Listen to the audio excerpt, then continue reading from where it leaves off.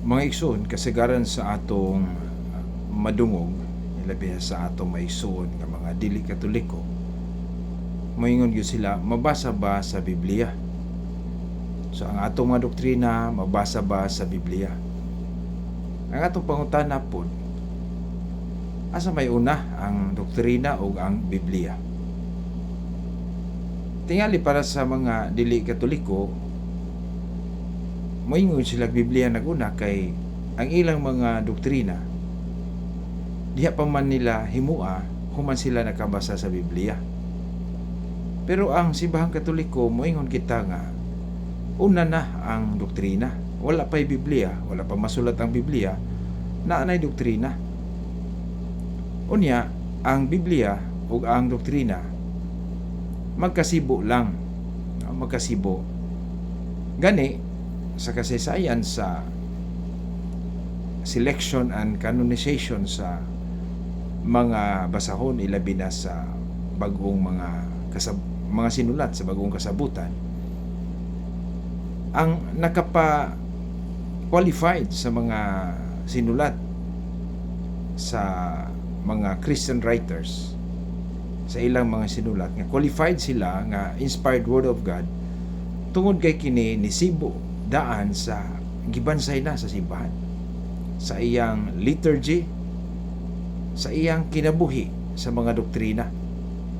So mao nga makaingon kita nga ang doktrina sa Katoliko dili siya kinuha gikan sa Biblia. Ang Biblia confirmation lamang kung unsa nay gituuhan sa simbahan. Makaingon nato nga mitabang ang Biblia sa pagpamatuod nga gibansay ni. Kay practical magyud kayo nga before it was written, it was already practiced.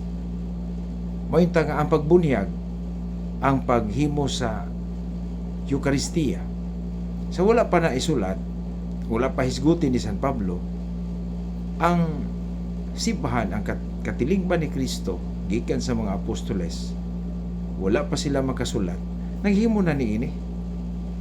So ta maklaro ni sa atong mga igsuon nga ang Biblia kamatuoran man na, pero wala ta magkuha og doktrina tungod kay naay Biblia.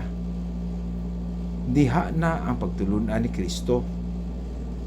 Ningon na gud siya daan kanang giingon ni San Mateo, tudloi sila sa tanan nga akong gisugong kaninyo, Mateo 28:19-20. Before it was written. Si San Mateo ni record na lang nga mao na gisugo sa Ginoo. Sa ato pa ang mga apostoles nakadawat na sa tanang pagtulunan sa Ginoo nga makaluwa sa tao before it was written. Kung atong yung timbang-timbangon, kung wala magsulat ang mga apostoles, wala ba day kamatuoran madawat nato? Naa gihapon. Tungod kay naa may buhi nga simbahan nga adunay dili mapugto nga succession. Maingon nato grasya nga gisulat pod kay usa kini kapaagi sa preservation, but it was the church decision, dili ni Kristo. Kay wala man si Kristo mag-ingon maghimo mo scripture nga New Testament. Mao ni nga ingani ang pagsabot namo nga mga Katoliko. Ambot lang ka ninyo mga dili Katoliko.